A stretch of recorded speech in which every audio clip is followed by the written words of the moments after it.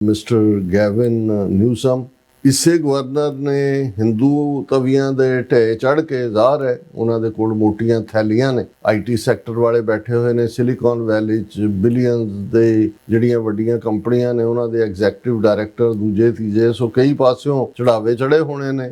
Caste based ਸੀ, ਉਹਨੂੰ ਜਿਹੜਾ veto ਕੀਤਾ ਸੀ। ਇਹੀ ਟ੍ਰਾਂਸਨੈਸ਼ਨਲ ਰਿਪਰੈਸ਼ਨ ਦੇ ਉੱਤੇ ਜਿਹੜਾ ਇੱਕ ਦੀ ਸਖਤ ਵਰਜ਼ਨ ਸੀ ਪਿਛਲੇ ਬਿੱਲ ਦੀ, ਉਹਨੂੰ ਵੀ ਜਿਹੜਾ ਉਹ ਵੀਟੋ ਕੀਤਾ ਸੀ ਗਵਰਨਰ ਨੇ। ਹੁਣ ਦੂਸਰੀ ਵਾਰ ਜਿਹਨੂੰ ਹਾਲਾਂਕਿ ਡਿਲੂਟ ਕਰ ਦਿੱਤਾ ਗਿਆ ਸੀ, ਇੰਡੀਅਨ ਪ੍ਰੋਕਸੀ ਲਫ਼ਜ਼ ਨੂੰ ਜਿਹੜਾ ਪ੍ਰੋਕਸੀ ਕੱਢ ਦਿੱਤਾ ਗਿਆ ਸੀ, ਲੇਕਿਨ ਇਹਦੇ ਬਾਵਜੂਦ ਔਰ ਪੂਰਾ ਈਵਨ ਐਤਕੀ ਤਾਂ Hindu foundation, Hindu American foundation ਨੇ ਇਹਨੂੰ ਰੋਕਣ ਦੇ ਲਈ ਪੂਰਾ ਜ਼ੋਰ ਲਾਇਆ ਸੀ, ਲੇਕਿਨ ਉਹ ਪਾਸ ਹੋਇਆ ਔਰ ਗਵਰਨਰ ਨੇ ਉਸ ਨੂੰ ਰਿਜੈਕਟ ਕੀਤਾ ਔਰ ਇਹ 13 ਅਕਤੂਬਰ ਯਾਨੀ ਪਿਛਲੇ ਕੱਲ ਗਵਰਨਰ ਦੇ ਆਫਿਸ ਤੋਂ ਇਹ ਰਿਟਰਨ ਹੋਇਆ। ਉਹਨੇ ਕਿਹਾ ਕਿ I am returning senate bill 509 without my signature ਔਰ ਉਹਦੇ 'ਚ ਉਹਨੇ ਇਹਦੀ ਜਸਟੀਫਿਕੇਸ਼ਨ ਕਰਨ ਦੀ ਕੋਸ਼ਿਸ਼ ਕੀਤੀ ਹੈ ਕਿ ਜਿਹੜੀ ਸਾਡਾ ਆਫਿਸ ਆਫ ਐਮਰਜੈਂਸੀ ਸਰਵਿਸਿਜ਼ ਹੈ ਉਹ commission of piece officer standards ਔਰ ਟ੍ਰੇਨਿੰਗ ਦੇ ਨਾਲ ਮਿਲ ਕੇ ਉਹ ਜਿਹੜਾ ਰੈਕਗਨਾਈਜ਼ ਕਰੇਗਾ ਔਰ ਜਿਹੜਾ ਵੀ ਟ੍ਰਾਂਸਨੈਸ਼ਨਲ ਰਿਪਰੈਸ਼ਨ ਨਾਲ ਸੰਬੰਧਿਤ ਟ੍ਰੇਨਿੰਗ ਹੈ ਉਹਦੀ ਅੱਡ ਕਲਾਸ ਹੋ ਸਕਦੀ ਹੈ ਫਲਾਣਾ, ਉਹ ਜਸਟੀਫਿਕੇਸ਼ਨ। ਪਿਛਲੀ ਵਾਰ ਤਾਂ ਇਹ ਜਸਟੀਫਿਕੇਸ਼ਨ ਵੀ ਨਹੀਂ ਸੀ ਔਰ ਨਾਲ ਦੀ ਨਾਲ ਉਹਨੇ ਕਿਹਾ ਜੀ ਮੈਂ ਜਿਹੜਾ ਆਥਰ ਹੈ ਇਸ ਬਿੱਲ ਦੀ ਉਹਨੂੰ ਐਪਰੀਸ਼ੀਏਟ ਕਰਦਾ ਜ਼ਾਹਰ ਹੈ ਡਾਕਟਰ ਬੈਂਸ ਦੇ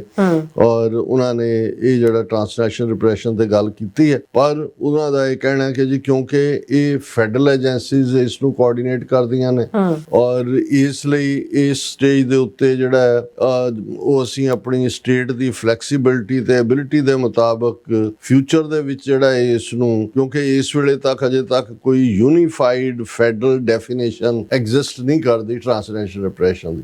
ਹਾਲਾਂਕਿ ਇਹ ਵੀ ਦੱਸਦੀ ਹੈ ਕਿ ਵੀ ਇਹ ਸਟੇਟ ਦੇ ਇਸ ਬਿੱਲ ਨੂੰ ਇੱਕ ਐਕਸਟਰਾ ਐਫਰਟ ਸੀ ਪ੍ਰੈਸ਼ਰ ਬਿਲਡ ਕਰਨ ਦੇ ਲਈ। ਹਾਲਾਂਕਿ ਟ੍ਰਾਂਸਨੈਸ਼ਨਲ ਰਿਪਰੈਸ਼ਨ ਦੇ ਉੱਤੇ ਆਲਰੇਡੀ ਅਮਰੀਕਾ ਦੀ ਸੈਨੇਟ ਔਰ ਕਾਂਗਰਸ ਦੇ ਵਿੱਚ ਬੜੇ ਪਾਵਰਫੁਲ ਬਿੱਲ ਮੌਜੂਦ ਨੇ ਜਿਹੜੇ ਪਾਸ ਹੋਣੇ ਹੀ ਹੋਣੇ ਨੇ, ਜਿਨ੍ਹਾਂ ਨੂੰ ਕੋਈ ਰੋਕ ਨਹੀਂ ਸਕਦਾ ਕਿਉਂਕਿ ਉਹਦੇ 'ਚ ਰਿਪਬਲਿਕਨ ਔਰ ਡੈਮੋਕ੍ਰੈਟ ਬਾਈਪਾਰਟੀਸਨ ਸਪੋਰਟ ਹੈ ਔਰ ਜਦੋਂ ਇਹ ਪਾਸ ਹੋਣਗੇ ਆਟੋਮੈਟਿਕਲੀ ਸਟੇਟਾਂ ਦੇ ਉੱਤੇ ਲਾਗੂ ਹੋਣਗੇ। ਲੇਕਿਨ ਇਹ ਕਿਉਂਕਿ ਕੈਲੀਫੋਰਨੀਆ ਦੇ ਵਿੱਚ ਵੱਡੀ ਸਿੱਖ ਕਮਿਊਨਿਟੀ ਹੈ, ਹਿੰਦੂ ਅਮਰੀਕਨ ਫਾਊਂਡੇਸ਼ਨ ਉੱਥੇ ਬੈਠੀ ਹੈ ਔਰ ਬੇਸ਼ੱਕ ਜਿਹੜਾ Gurpatwant Pannu murder plot New York ਦੇ ਵਿੱਚ ਰਚਿਆ ਗਿਆ, ਲੇਕਿਨ ਕੈਲੀਫੋਰਨੀਆ ਦੇ ਵਿੱਚ ਘੱਟੋ ਘੱਟ ਅੱਧੀ ਦਰਜਨ ਦੇ ਕਰੀਬ ਉਹ ਨੇ